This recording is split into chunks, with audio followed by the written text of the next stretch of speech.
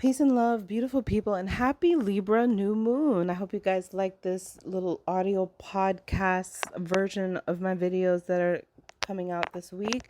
And I want to talk to you guys about where Libra is in your chart. And I want to talk to you about this Libra new moon because it's not an easy one. As much as I love new moons, my energy is born on a new moon, so that's my energy. But the thing with this Libra new moon is that she's got conflict in her house. She's got Mars, the energy that wants to be direct, really, shoving certain things down her throat. Like, go on Libra, you got to stand up for yourself, you got to talk, you got to speak up, you got to go into the fire, Libra. And Mars and Libra is not always a comfortable place because we don't really want to go into the fire where that's happening. So this Libra new moon, the new moon energy is deep, insightful, intuitive energy, personal, sensitive energy that's ready to put its sensitivities out into the world and grow it, put its baby out into the world and let it go down the river, basically. So that new moon energy is sensitive, matched with Mars, which is overbearing.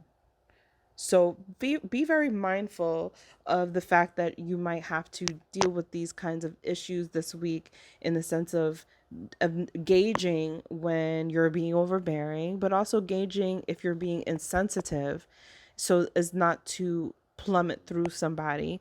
But at the same time, because of Mars being in a tight conjunction with the Libra sun, conflict and confrontation, negotiations, even though it's a Mercury retrograde and negotiations may not end anywhere, they have to happen this week. That's your two favorable masculine energies coming together. Even though they're in Libra, Mars is like, you're gonna confront these people, Libra. There's no question about it. I've got the sun right here at the same exact degree with me, making sure that happens. So we all have to have those conversations this week. And this new moon energy provides a chance for you to approach these people that you're having conversations with in a new way, in a new style. Now, when we look at Libra, it's about the mediator. So it might be a new way of mediating. Maybe you're the mediator between two other people and it's three people, or it's a group of people. But with Libra energy, more than likely where Libra is in your chart, you're dealing with somebody on a one-on-one basis. And it has a lot to do with how you have spoken with each other before, right? Mercury retrograde, and how you're going to renew this new conversation that might even be confrontational and combative. This renewal is coming from that new moon. So we've got retrograde energy, which is moving backwards, but we've got a new moon that wants to create new things.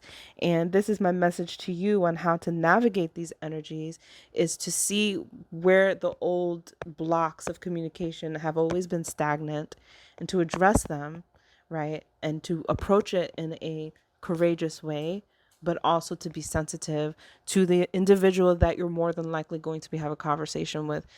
More than likely, unless you have Libra maybe in the 12th house, maybe Libra in the 8th house, 4th house, you might get away with not speaking to anybody, especially in the 12th house.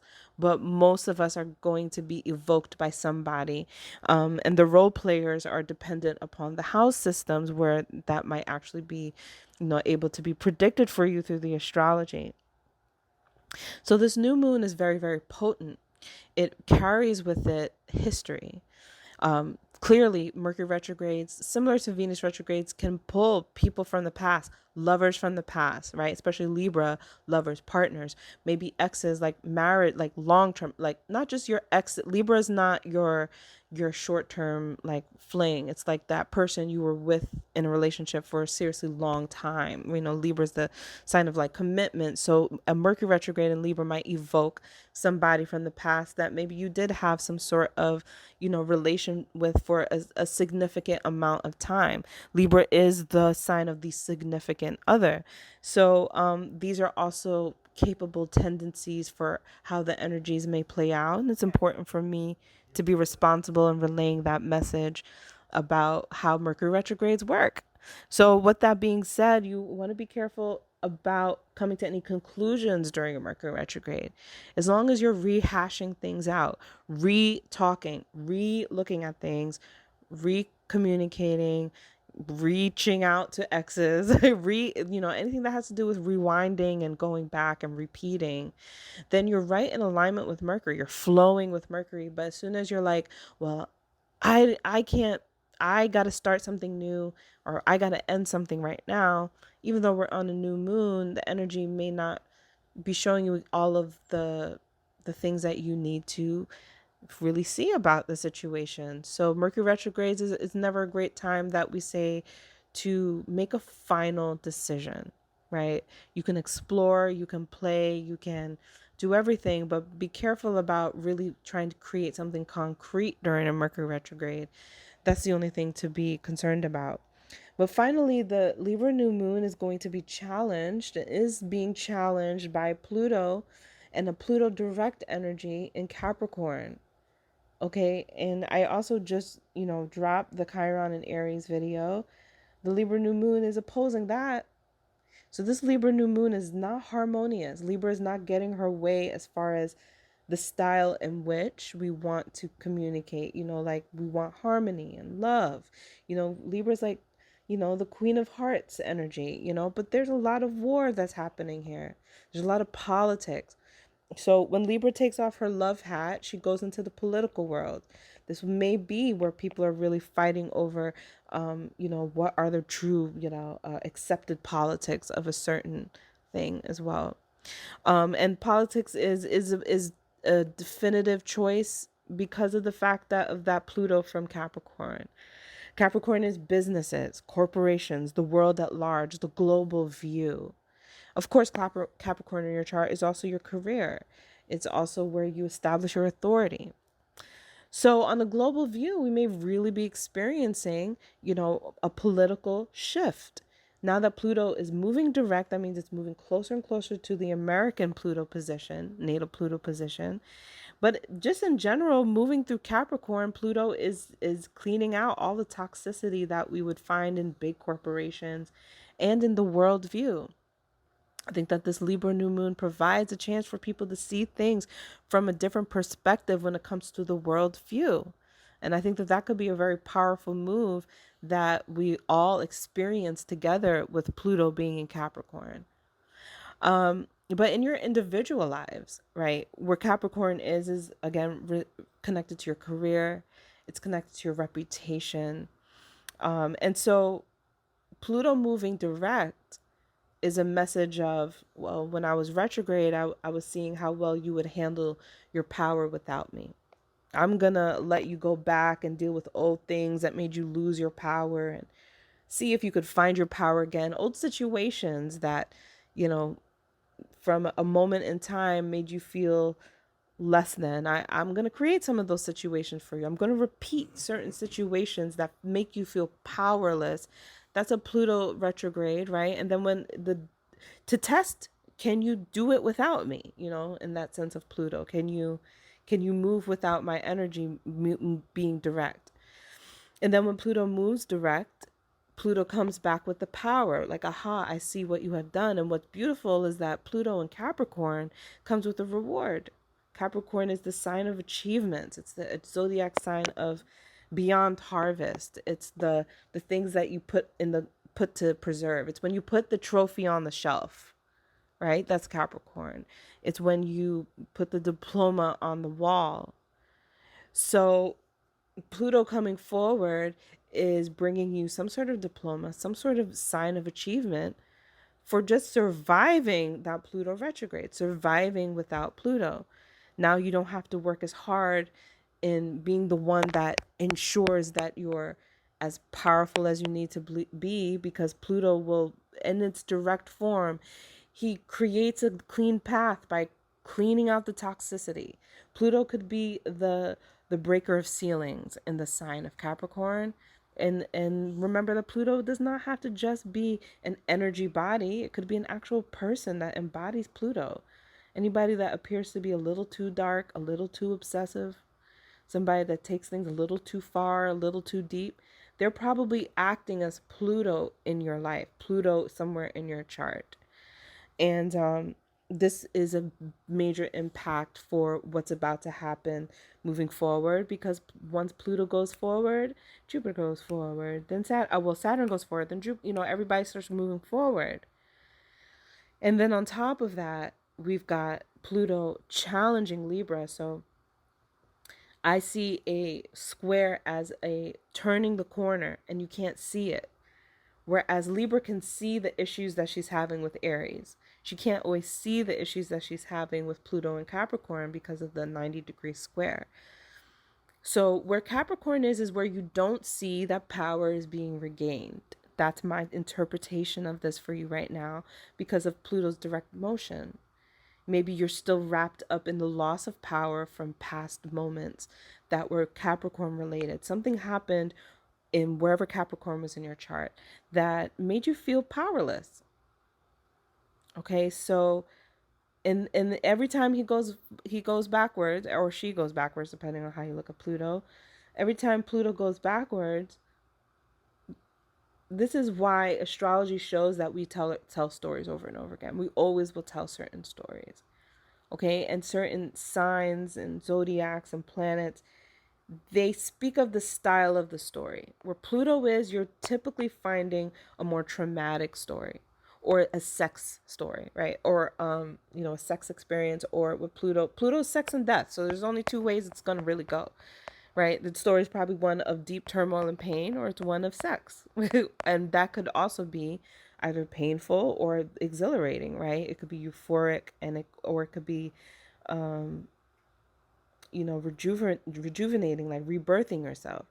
You could be rehashing out stories that have to do with that time I had a metamorphosis. Like maybe you had a metamorphosis in your past.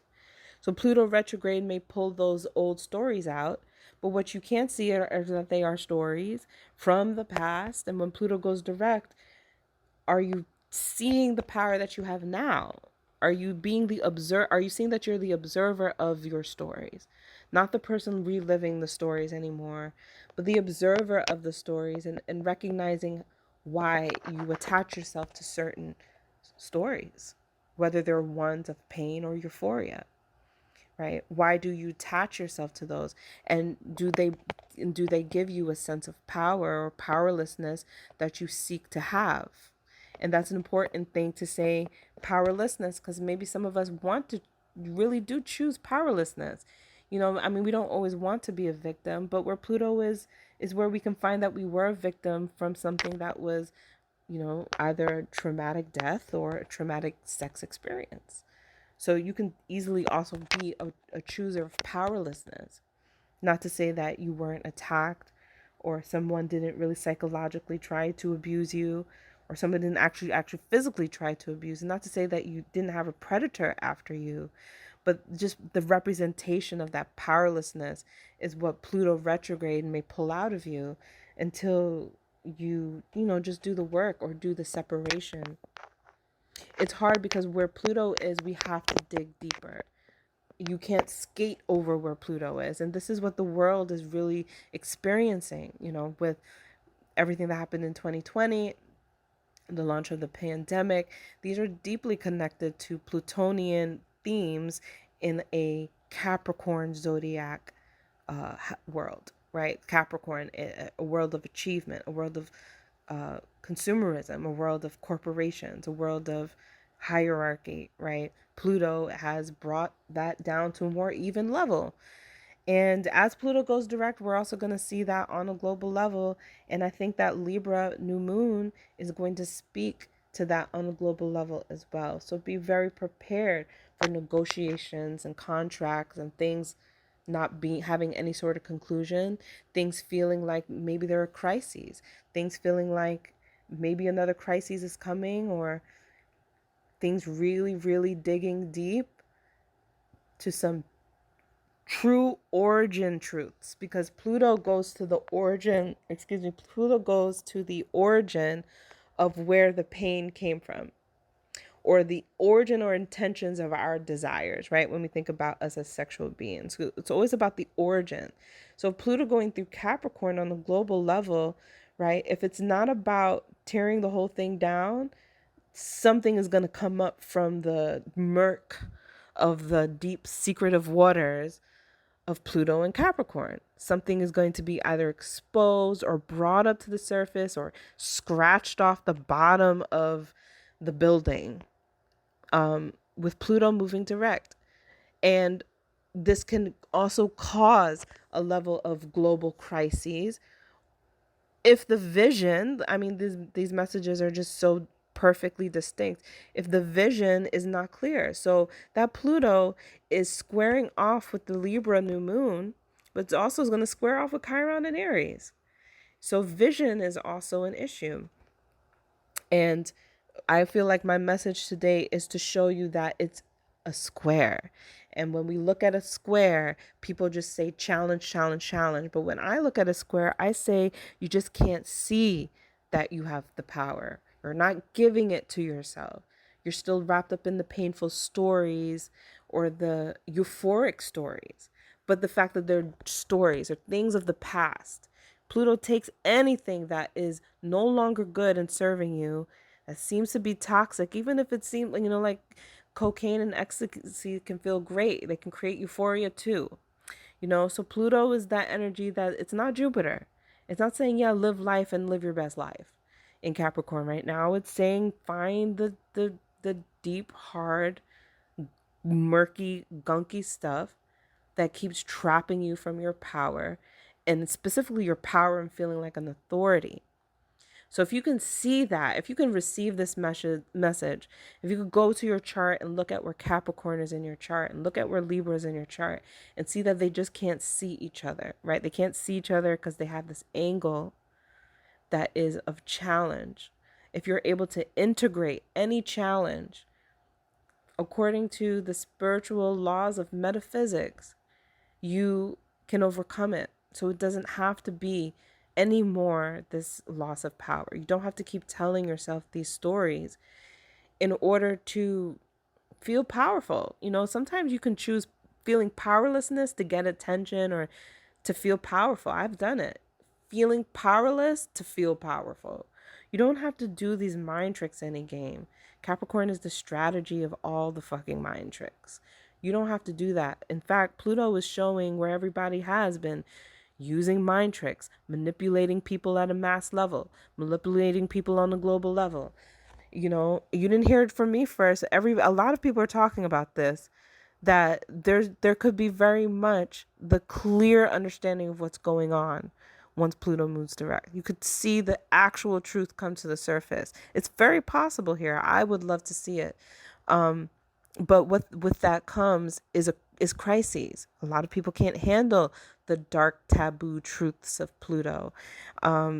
So we just have to be very mindful of our own ability to manifest and receive the message, that you have power that you don't see. You have power that you may not be able to even tap into right now. You have power that's been crafting and refining itself for a very long time during that Pluto retrograde. This power is ready to show itself. And if you're able to integrate that in your relationships, in your vision, in your sight, in the way that you see things, if you can integrate the idea that you are powerful in these areas of your life during this week and the next 2 weeks and all the way into the eclipse in November, then there's a really amazing thing that you can accomplish because you're able to overcome oppositions and challenges mathematically in the skies. And if you're able to do that, you can do almost anything with your astrology. If you can overcome the challenging aspects and the oppositional aspects, you can do it every time it happens. You can do it in your personal charts. You could do it in personal transits. And this is what makes you sovereign. So even the astrology, the mode of astrology, the use of astrology in itself can be shifted and changed through vision and how we use it as a business, how we use it in our busyness, like in our daily life, our daily business. And being more powerful in how we approach things, being more powerful in knowing that it's a retrograde time and what that could be what that could mean for you, right? The reason that Pluto is such a controversial thing because it's a dwarf planet, right? It's a dwarf planet. So it doesn't abide by the rules of astrology even. Astrology is still a confined set of rules based off of mathematics, but also based off of meaning. And Pluto kind of obstructs the rules of what a planet is. It does not take the normal route. In fact, it exposes a lot of certain things, like the fact that we make the astrology mean so much more than our ability to shift it, right? Pluto is that energy that looks at the depths of all things. So it will expose astrology itself. It will expose anything. That's kind of the energy of Pluto. And we need these checks and balances even in the spiritual world. But so basically, I hope that you guys have a great Libra new moon. This was a bit of a long talk, but everything that I've said today is literally transits that are happening right now during the new moon and for the next 3 to 4 days, with energies that can last for up to the next 2 weeks until we hit the full moon on the 20th, which is only preparing you for eclipse season. So basically, this is the beginning of the end. Pluto's final degrees in Capricorn, right? Approaching the American Pluto return. And then once that hits, and Pluto's out of Capricorn, it's a whole new level of shifting and changing. So let's get ready for Pluto direct on this Libra new moon. And thank you guys so much for tuning in, and leave down in the comments below. Where's your Libra? Where's your Capricorn? And where's your Aries in your chart? Okay, peace and love. Bye.